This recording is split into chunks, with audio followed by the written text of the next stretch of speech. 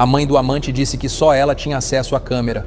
Mas então, quem mostrou as imagens para o marido? Ou pior, quem avisou a mãe da médica o que o amante fazia dentro daquela casa?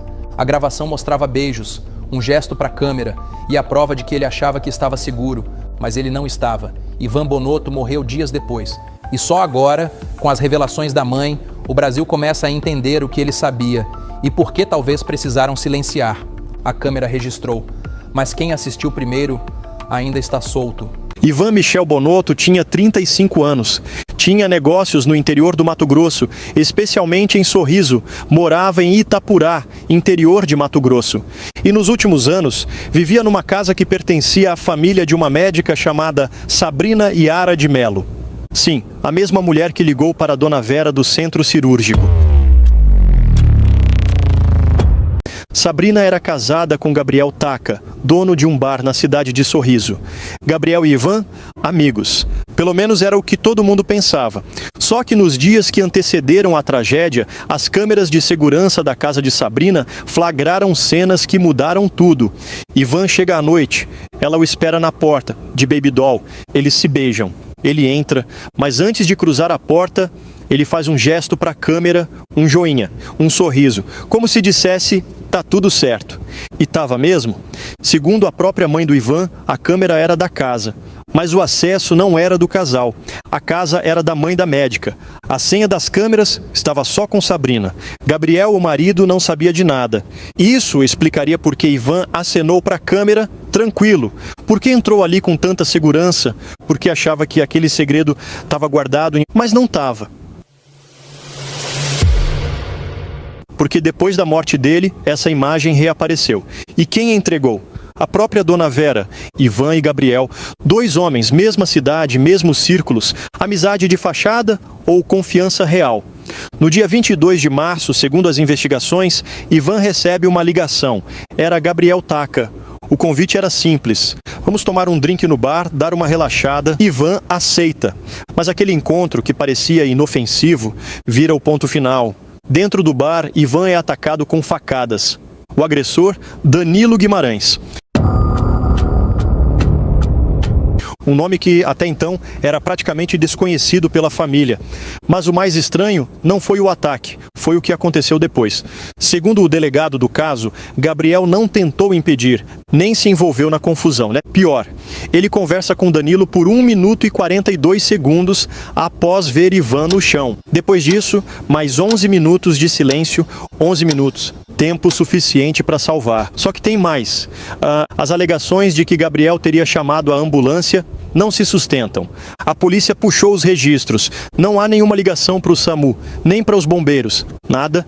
Essa parte virou uma das mais obscuras da investigação, né? Por que tanta demora? Por que não chamar socorro? Por que conversar com o agressor antes de qualquer atitude? Gabriel dizia ser amigo, mas o amigo dele estava caído no chão. E ele, em silêncio. Naquela noite, Ivan não voltou para casa. Foi levado em estado grave para o hospital. E quem aparece por lá, minutos depois? A mesma médica que o esperava dias antes de baby doll na porta de casa, Sabrina. 4 minutos após a entrada de Ivan no hospital, ela já estava lá. E foi direto para os pertences dele. Pegou o celular, o desbloqueou. E segundo o próprio depoimento dela, começou a apagar. Ivan ainda estava vivo quando Sabrina apareceu no hospital. 4 minutos após a entrada dele na emergência. Rápida, precisa e com um objetivo muito claro. Ela não foi direto para o atendimento, nem ficou esperando notícias do estado de saúde dele. Ela foi atrás dos pertences pessoais. Segundo a própria Dona Vera, foi Sabrina quem ficou com o celular do Ivan. E quando a mãe finalmente teve acesso ao aparelho, 2 dias depois, ouviu isso da boca da médica. A gente apagou muita coisa e para não complicar o Ivan. A frase ecoa até hoje, né? Complicar o Ivan? Por quê? O que havia naquele celular? Mensagens, fotos, vídeos comprometendo quem? Sabrina entregou o celular pessoalmente à Dona Vera, dentro do consultório dela no dia 24. Estavam presentes também Gabriel, o marido e um advogado. A médica mostrou um único vídeo que havia sobrado. Uma gravação onde o homem que esfaqueou Ivan, Danilo Guimarães, aparece dizendo: "Aqui é igual Dubai, quem tem 1 milhão manda matar." Sabrina mostra, mas alerta. Não entregue isso para a polícia agora. Se for, diga que o Ivan não gravou. Dona Vera desconfiou na hora, pediu o vídeo, enviou para si mesma, pelo WhatsApp do filho, e apagou do celular dele. Eu fiquei com medo de alguém deletar tudo para sempre. E ela tinha razão.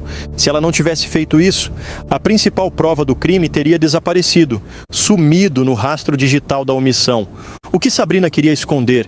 Ela mesma respondeu em partes: eu não posso dizer tudo na frente do Gabriel. Era muita coisa minha e do Ivan. A médica que diz não ter cometido crime algum apaga provas, escolhe o que mostrar, orienta o que dizer à polícia. E tudo isso diante da mãe do homem que acabava de morrer. A pergunta não é se ela sabia, é quanto ela estava tentando proteger e a quem. Dona Vera desembarcou em Sorriso, no Mato Grosso, sozinha. Veio de Curitiba, sem passagem no sábado, conseguiu embarcar só no domingo. Foi recebida por Tiago, amigo do Ivan. Foi direto ao hospital, depois para a casa dele. No dia seguinte, segunda-feira, ela vai à delegacia. Quer retirar a caminhonete do filho, quer respostas, mas ela também quer olhar nos olhos de quem esteve por perto no dia da tragédia. E é por isso que agenda um encontro com a doutora Sabrina, dentro do consultório. Nesse encontro, como já sabemos, recebe o celular, mas sai de lá com algo muito maior. A sensação clara de que estavam escondendo alguma coisa. Foi a partir daí que Dona Vera começou a agir por conta própria. Pegou o vídeo de Danilo, salvou, correu para a delegacia, entregou para o delegado. Alguém mandou matar o teu irmão, disse ela ao outro filho, Regis. Ele não acreditou de primeira. Achou que era o luto, a emoção. Mas Vera insistiu. Assiste ao vídeo, ouve o que esse cara diz. Foi nesse momento que a história tomou outro rumo. Regis então decide conversar com Sabrina. A médica se abre, fala que amava o Ivan, confessa o relacionamento e de novo fala do vídeo. Foi ela quem mandou o arquivo da garagem, onde Ivan aparece entrando na casa dela, sendo recebido com beijos. Disse que queria deixar uma prova do homicídio, mas o que ela entregou foi a prova do romance. E mais uma vez, Dona Vera percebeu o movimento. Salvou o vídeo, guardou, levou para a delegacia.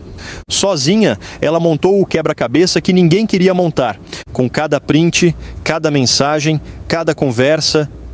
Dona Vera fazia o que muitos não têm coragem, enfrentar a mentira de frente. Mesmo que isso significasse encarar a amante do filho, o amigo traidor, o silêncio conveniente. E foi aí que a operação policial ganhou um novo nome: Inimigo Íntimo. Porque agora já não restava dúvida. O assassino não veio de fora. Estava dentro do ciclo, do convívio, do afeto. A partir das provas entregues por Dona Vera, a Polícia Civil do Mato Grosso organizou a chamada Operação Inimigo Íntimo. O nome não foi por acaso. A essa altura já havia um enredo claro. Ivan foi chamado por um amigo, esfaqueado por um terceiro. E segundo a polícia, vítima de uma possível emboscada. A primeira prisão foi de Danilo Guimarães, o homem que aparece no vídeo dizendo que, em Sorriso, quem tem 1 milhão manda matar. Ele foi apontado como o executor. Logo em seguida, a polícia prende Gabriel Taca, marido de Sabrina e amigo de Ivan. A suspeita: envolvimento direto no planejamento do crime. As acusações incluem homicídio qualificado e fraude processual. Outros mandados de busca e apreensão também foram cumpridos, mas, como sempre, a defesa se move rápido.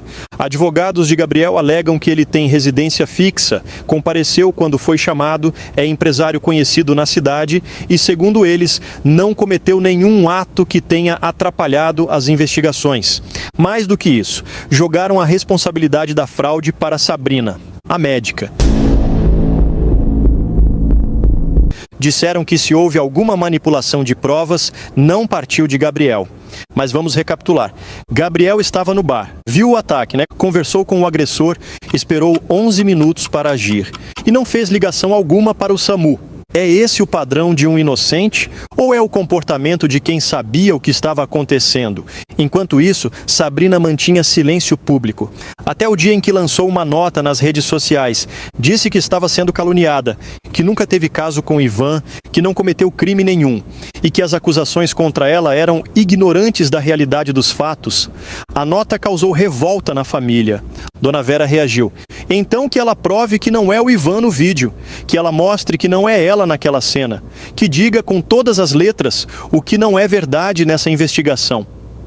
E a pergunta que ficou no ar é justamente o que mais incomoda. Se Sabrina entregou vídeos ao irmão do Ivan, se confessou que amava o rapaz, se admitiu ter apagado conteúdos comprometedores, por que agora diz que nunca teve nada? O que ela está tentando proteger? Ou quem?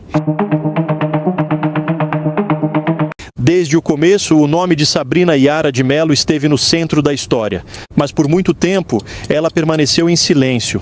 Aparecia pouco, falava menos ainda. Foi só depois da repercussão nacional que ela divulgou uma nota, seca, formal, segundo a família de Ivan, escrita por advogado. Na nota, ela nega o caso extraconjugal, nega qualquer envolvimento com o crime e diz que está sendo vítima de calúnia, mas é impossível ignorar os fatos. Ela aparece nas imagens recebendo Ivan com roupas íntimas. Ela é quem pega o celular dele no hospital. Mas o material teria sido deletado pela médica. Ela confessa que apagou fotos, vídeos e mensagens, e ela mesma admite que o fez para não complicar. O que mais precisa acontecer para a gente entender que não se trata de uma simples testemunha? Sabrina afirma que não teve relação com Ivan, mas diz que apagou o conteúdo do celular por causa da relação. Afirma que foi ao hospital como médica, mas se move como alguém desesperada para apagar rastros. Disse que entregou o vídeo como prova, mas pede para a mãe da vítima não entregar à polícia. Pede para mentir sobre quem gravou. E ainda avisa que não pode falar tudo na frente do Gabriel. Ou seja, ela sabia e escolheu o que esconder. E no fim, a pergunta que realmente importa não é mais quem matou Ivan, mas por que ele morreu. Porque se a médica era a única com acesso às imagens, então ela tinha controle sobre o que seria visto e sobre o que jamais seria descoberto. Se o marido dela não sabia da câmera, como ele teria acesso às imagens? E se ele soube depois, quem mostrou? Foi a própria Sabrina? Foi alguém da família dela? Ou aquilo vazou por medo do que viria a seguir? Ivan aparece sorrindo para a câmera como quem confia, mas talvez ele nunca tenha percebido que aquela mesma câmera seria usada para contar ou esconder sua história. E no hospital, quando ele ainda estava vivo, consciente, cercado de médicos, ela chega primeiro, vai direto no celular, apaga, seleciona, filtra. Por quê? Ela disse que apagou para proteger o Ivan. Mas será que apagou dele ou sobre ela mesma? E o mais grave, se o celular era só uma parte da história, o que mais foi escondido? A verdade é que Ivan pode ter morrido nas mãos de um, mas foi traído pelo silêncio de muitos. Agora eu te pergunto, sem rodeios, esse crime foi passional ou foi arquitetado? A médica apagou provas para salvar alguém ou para não cair junto? Comente aqui embaixo. Vamos continuar conectando as peças, porque só com pressão, verdade e memória a justiça acontece. Se inscreva no N24 horas. Aqui a gente não se cala, a gente investiga até o fim.